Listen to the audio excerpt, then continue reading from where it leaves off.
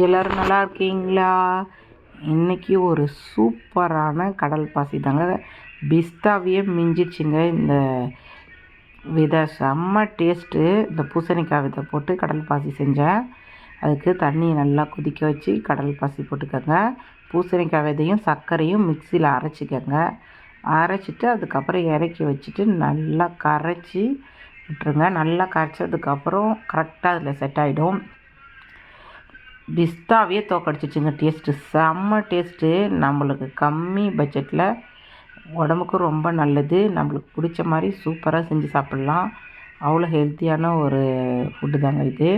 அதுக்கப்புறம் இந்த மாதிரி ஊற்றிச்சு நான் கொஞ்சோண்டு சேமியாவை வறுத்து அது மேலே போட்டுட்டேன். இன்னொரு இதில் சேமியா போடல. சேமியா போட்டு செம்ம டேஸ்ட்டு. கொஞ்ச நேரத்துலேயே சூப்பராக செட் ஆகிடுச்சு. செம்ம கலர் வந்திருக்கு பாருங்கள், லைட் க்ரீனு பிஸ்தா கலர்லேயே. கண்டிப்பாக நீங்களும் இந்த பூசணி விதை வாங்கி கண்டிப்பாக செஞ்சு பாருங்கள். உடம்புக்கு அவ்வளோ நல்லது பூசணி விதை. அது பாருங்கள், அப்படியே பின்னாடி திரும்பினா ஃபுல்லாக விதை விதையாக இருக்குது பாருங்கள். பால்கோவா சாப்பிட்ற மாதிரியே இருந்துச்சு. ரொம்ப டேஸ்ட்டாக இருந்துச்சு. உங்களுக்கு பிடிச்சா லைக் பண்ணுங்கள்.